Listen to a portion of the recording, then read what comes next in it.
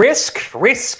That is the theme of tonight's slate for MLB DFS because every pitcher you look at on tonight's slate carries some sort of risk. For Max Scherzer, it's a hamstring injury, uncertainty around his pitch count. For other guys, for most other guys on the slate, it's effectiveness. It could be matchup, something of that nature. It could be park factor. There are a lot of things working against the pitchers for tonight. So what we have to do is run through these pitchers, try to decipher which risks we are willing to accept, and then decide which ones belong in our lineups. Welcome on into the solo shot. That's right here on the FanDuel Podcast Network and numberFire.com. My name is Jim Sonis. I am a senior writer and analyst for numberFire.com, here to break down tonight's 12-game main slate with lock set for 7:05 this evening. Adding to the risk around Max Scherzer, we got some wind blowing out in New York for the Mets and the Nationals. Winds are out to center at 12 miles per hour. That's a downgrade for pitchers because, of course, it is. The winds are also out to center in Boston. That's for the Red Sox and the Rays. They're going out at 12 miles per hour, so upgrade hitters in that one as well. Doesn't appear to be any real rain threats on the schedule, so should be good to go for tonight's slate. As a reminder, we are now doing MLB DFS shows twice per day here on the FanDuel, streaming services. Makes it sound like Netflix. It's not, but regardless, we have 2 shows per day. The solo shot, which you are listening to right now in the morning, and then our FanDuel Fantasy Q&A at 4 p.m. Eastern Time. That's on YouTube, Twitch, Facebook. I think it's on Twitter too. So wherever you want to find us, you can go there and I'll be answering questions throughout those streams. If you have questions about Max Scherzer, about stacks for tonight, anything that you want to ask me individually, hop into those streams, 4 p.m. Eastern. Get those questions in. I'll try to answer as many as I can. Just kind of talk through my process for the slate. So I think a helpful resource for those of you who may be new to MLB DFS, trying to work through your own individual process, or if you have questions about individual hitters and things like that. So I would recommend subscribing to the FanDuel YouTube page, Twitch, and Facebook as well. Also, a lot of stuff here on the numberFire Daily Fantasy Podcast feed. We have NHL and NBA podcasts up for today already via Tom Vecchio. PGA podcast going up later today, and we'll also be live on YouTube at 10 a.m. Eastern. That's with me and Brandon Gadula, so make sure you are subscribed to the numberFire Daily Fantasy Podcast feed to get all that goodness right as it goes up. Major League Baseball is officially back, and so is FanDuel's Home Run Challenge. Every day, you'll be able to draft any 3 hitters on the slate where only home runs count. If your lineup scores 3+ home runs in the contest, you'll win a share of $2,000 in cash. If your lineup scores 6+ home runs, you'll earn an additional share of a $10,000 bonus cash. It is a great way to make your night that much more interesting, but don't just take my word for it. Head to FanDuel.com and play for free today. For more details, visit FanDuel.com or download the FanDuel app today. Eligibility restrictions apply. Pitching preview for this Tuesday main slate. Max Scherzer is the highest salaried pitcher on the board. He is $10,700, followed by Dylan Bundy. Yes. Hello, 2020 Dylan Bundy, number 2. And it actually makes sense. He is $9,700. Zach Wheeler is $9,000. And then Ross Stripling, Marco Gonzalez, and John Lester are the others at $8,000 or higher. And the question starts with deciding how you want to handle Max Scherzer for tonight. He left his last start after less than 30 pitches due to a hamstring injury. They are saying that he is okay. But Scherzer said he dealt with that issue the start before that too. So it's not as if this is some one-off thing where, he just happened to have a fluke hamstring injury. It happened to start before that too. He happened to go like 112 pitches in that one, but that is concerning. And it means it's really hard to go at Max Scherzer in cash games knowing that there is this nagging injury, and that makes it tough to know for sure he's going to be full Max Scherzer for tonight. Tournament's very much a different discussion, mainly because Max Scherzer is a madman. If he can go 100 pitches, he is going to. Listening to Davey Martinez, what he was saying yesterday, he said that they're going to keep an eye on Scherzer's pitch count, but they say he's good to go. Scherzer wanted to pitch like 2 days after that start. Martinez told him no. The one thing Martinez did say is that Scherzer is a sweater, and this is his words. He called him a sweater. It's very hot, very humid for tonight, not quite a Strasburg situation where you must abandon ship, but I would say if your normal expectation is 112 pitches for Max Scherzer, let's lower that to 95 or 90 or so. and that is a realistic expectation. But he can do a lot of damage on 90 pitches, and his salary is not prohibitive. It's not the usual Scherzer range. It's 10-7. That's acceptable. And Scherzer's looked good so far this year. He has a 17.6% swinging strike rate. Not many guys on the slate can match that. In fact, the two guys we'll be discussing later are not even within like 7 percentage points of that. So that's definitely a good thing for Scherzer. He does have to face the Mets again, which is the same team he saw last week, but they didn't get to see that much of him before he left with the injury.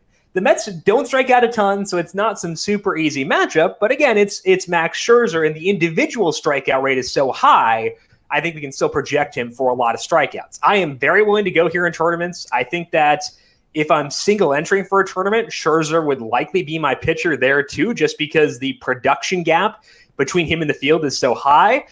It is a risky move to do, but honestly, I'm not caring too much about the floor when it comes to single entering for tournaments, so I'm still going to do it. Hopefully people are shy away from Scherzer because of the injury. I do get it, if that is you as well. We don't often get someone like Max Scherzer on a semi-thin pitching slate at reduced popularity, especially in a situation like this. So I'm going to go at it here. I understand if you don't want to, though, but just for me personally, if I am single entering for a tournament, Max Scherzer is likely my pitcher for tonight. But like I said, I understand if you don't want to go there. So let's talk about some alternatives for this slate. One of them is Zach Wheeler. I haven't been super enthused with what Wheeler has done so far this year. It's just a 13% strikeout rate, and he's not facing a high strikeout team with the Orioles. But I'm willing to put Wheeler second on my list despite that. The Orioles' active roster ranks fourth in the league in strikeout rate versus righties this year, so they're avoiding whiffs. And as mentioned, Wheeler has not gotten those so far this year. But the velocity for Wheeler is good. It looks similar to what it was last year. And his pitch mix is relatively even. He's just throwing a slider less often, which is a bit annoying.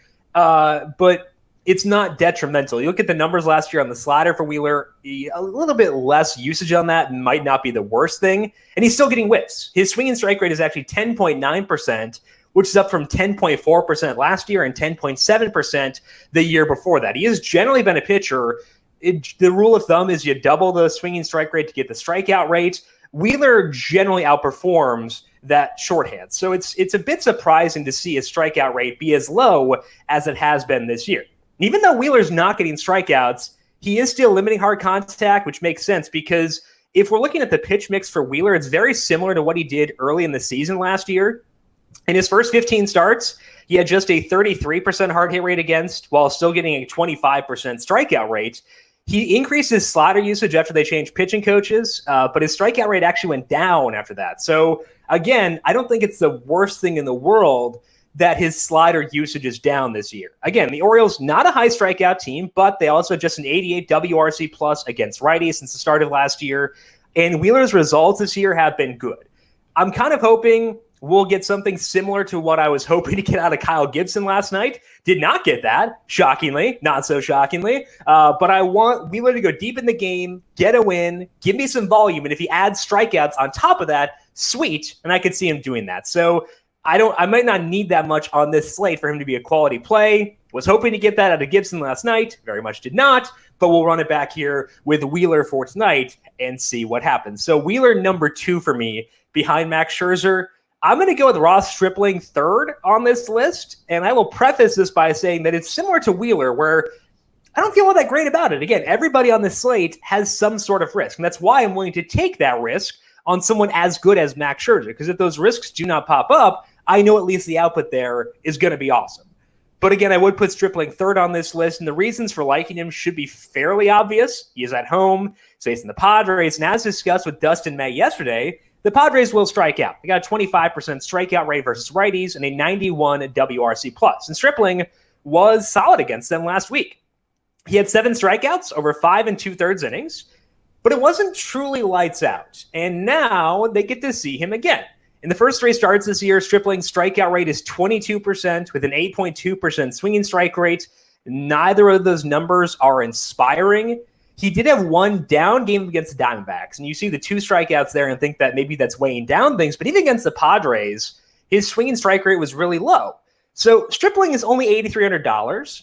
it's not as if there is like a ton of risk in that salary. So that's why Stripling fits third on this list. If he doesn't get strikeouts tonight, we can reassess because maybe it is something that's legitimately concerning with him. But for now, he is my third-ranked guy. So it's Scherzer first, Wheeler second, Stripling third, and the lack of really good options behind Max Scherzer is why I am okay with going Scherzer in a single-entry tournament lineup. We'll talk about two more pitchers who I think are worth some consideration in things to watch. Potential sneaky consideration for those two guys. We'll talk about them later on. But first, let's talk about the stacks. And I think for tonight, there is a game at Coors Field, but I only feel the need to talk about one side of it. We actually will talk about both sides, but one of those will be in things to watch because the Rockies are facing Zach Gallen. And Gallen shut down the Astros last week. The Rockies' offense is not good. So I'm fine ignoring them tonight, but I do want to get some exposure to the Diamondbacks. They're facing Kyle Freeland. Freeland has a 2.41 ERA so far this year, and he's looked really good. And he's also getting a good number of ground balls. But if you look at his profile this year and compare it to last year, it's not all that different. And last year, Freeland had a 6.73 ERA. His strikeout rate is actually lower. His walk rate is higher. The only things where he has improved are with his batted balls. And those stats take longer to stabilize than strikeout rate and walk rate. So if you're going to excel in one area early in the season, I'd rather it be in your strikeout and walk numbers versus your batted ball numbers because that would be stickier in my brain. So I think we can go at the Diamondbacks here despite Freeland's really good ERA to open the season. The Diamondbacks have not faced a lefty in a pretty long time, so it's hard to know for sure what their lineup will look like. But Christian Walker should be a lock at $3,500. Eduardo Escobar puts up really good numbers against lefties from a power perspective, a 48% hard hit rate and a 44% fly ball rate since the start of last year. Carson Kelly, if he plays, could do some damage too. So not sure who will bat where here because, again, it's been a long time since they faced a lefty and they've had some shakeups since then. The manager not happy with what he's seen from the Diamondbacks. So not sure who will bat where, but I think broadly in on the Diamondbacks for tonight. Check back for the 4 p.m. show to hear more once we hopefully by then see their lineup. Outside of Coors Field, the Angels are off to a decently rough start, but last night the bats came alive late. And a lot of the rough start for them has been on the bullpen. The offense, even before last night, has been fine. It's been about league average. And they get to face Mike Fiers tonight, which should help the offense tick up. And that allows me to stack the Angels here in this spot. Fiers has picked up where he left off last year, except even more extreme. He was a low strikeout, low walk pitcher last year, but this year in 3 starts, the strikeout rate is 8% with a 5% walk rate. That means he is allowing a ball in play 87% of the time. Whew. And his swing and strike rate is 5.4%. So you don't expect that strikeout rate to suddenly start going up. Fiers is just allowing a ton of balls in play, and that can work if you limit hard contact. But Fiers has not done that. He had a 39% hard hit rate allowed last year. It's 37% in a small sample this year. And all this has come despite some lackluster competition. He did face these Angels in the opener. He let up 4 runs in 4 innings. Since then, he's faced the Mariners and the Rangers, and he still has not been lights out. He gets the Angels again here, and, again, they haven't lit things up to open the season, but, good offense last night. I'm inclined to stack them in this spot here. What are the keys in stacking the Angels? Because we want to get Mike Trout and Anthony Rendon in the lineup whenever we're stacking the Angels. One of the keys to doing so is Tommy La Stella. He slid up into the 2-hole on Sunday, which moved Anthony Rendon down to 5th, Mike Trout down to 3rd, and La Stella did hit there last night, even against a lefty as well. La Stella's only $2,500.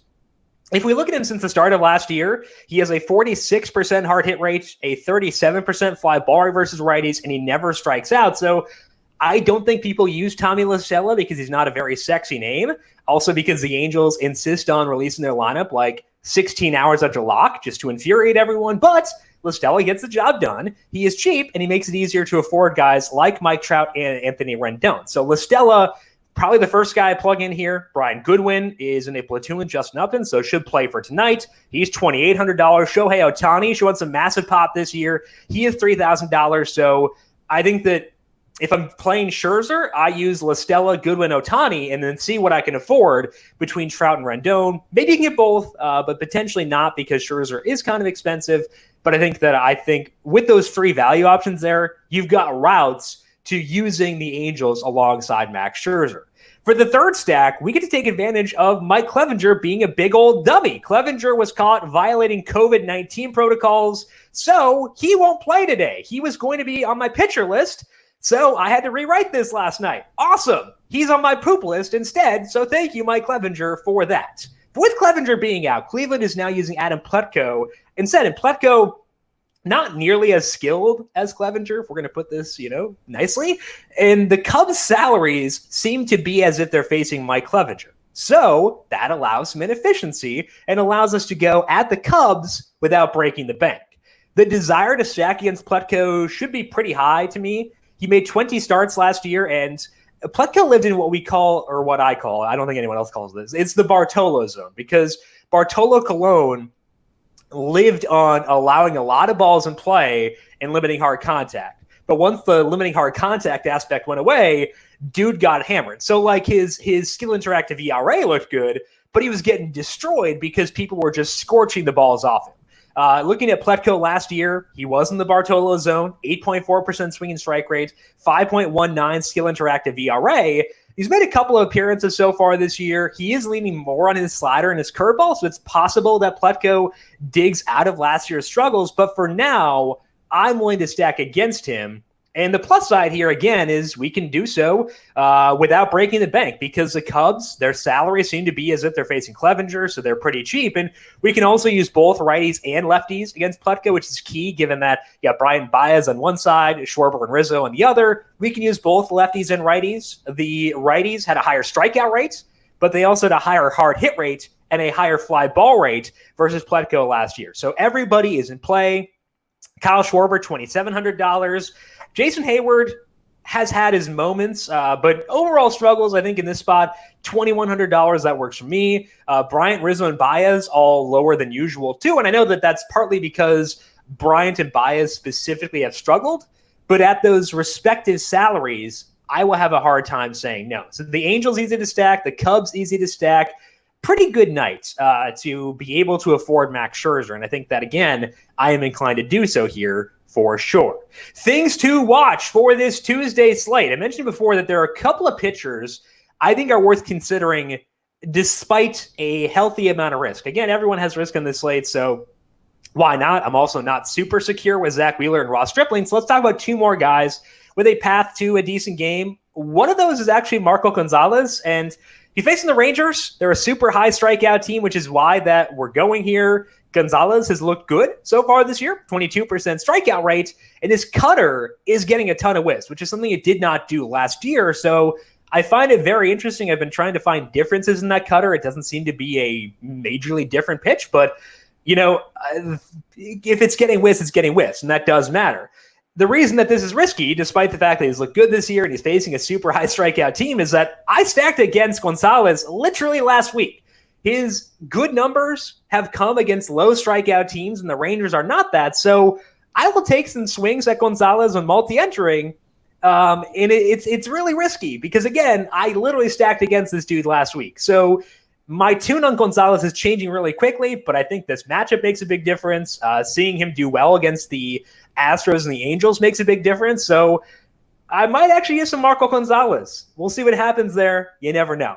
The other guy, I kind of alluded to this before, but it's Zach Gallen.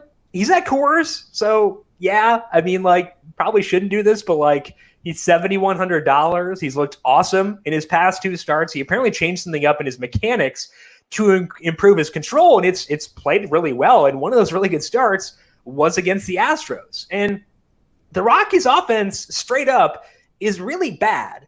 The offense itself, if there were no Coors Field, they would be kind of akin to I don't know, maybe the Royals or something. Their WRC plus is down by the Tigers, so that's even being generous. But outside of Arenado and Story, there aren't a lot of great assets in that lineup outside of Coors Field. So yeah, it's risky to have them in Coors Field. That is exactly where they are for tonight. But Gallen, his relevant sample strikeout rate is 31%, which ranks third on this slate.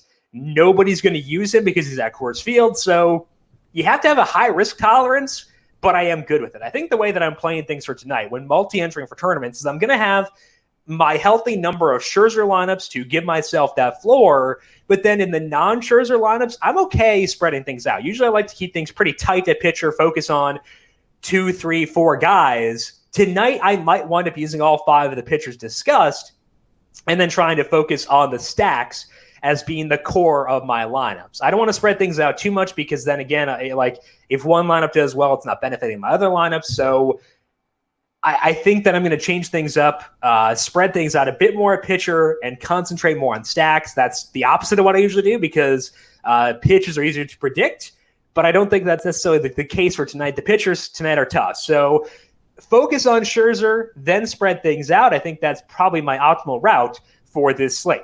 If you need extra hitters, you can get them via the White Sox and the Rays. The White Sox are facing Tyler Alexander. He's similar to Pletco, where he's in the Bartolo zone.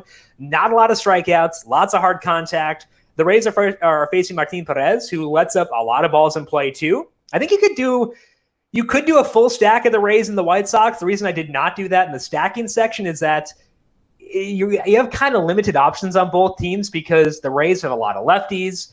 The White Sox are kind of banged up unless Edwin Encarnacion is able to get back. Encarnacion apparently was available to pinch hit last night, so we could see him back in there. He's $2,600. That would give them like 6 or so really relevant players, assuming that Luis Robert is in there too tonight. So the White Sox might be more viable, but outside of I think guys like Hunter Renfroe, Jose Martinez, all the White Sox righties, they could be solid outlets, and the guys like Renfroe and Martinez are cheap too. So again, a lot of value on this slate. That'll help you get up to Max Scherzer. So it is risky for sure to go with Scherzer, but I think that is the ideal route, especially for a single entry tournament for tonight.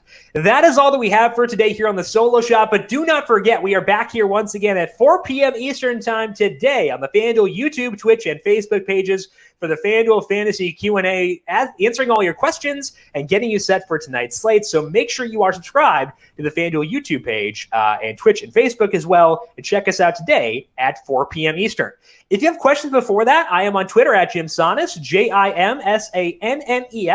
You can also follow the FanDuel Podcast Network at FanDuel Podcast. Make sure you check out the numberFire Daily Fantasy Podcast feed wherever you get your podcasts for all of your NBA, NHL, MLB, and PGA needs. PGA going up later today, recording live at 10 a.m. Eastern. Big thank you to Calvin Theobald, our video producer, for running the video side of things here today. Thank you, Cal, as always. And thank you to everyone for tuning in once again today. As always, I appreciate all of you. Good luck tonight. We'll talk to you again this afternoon. This has been the Solo Shot right here on the FanDuel Podcast Network.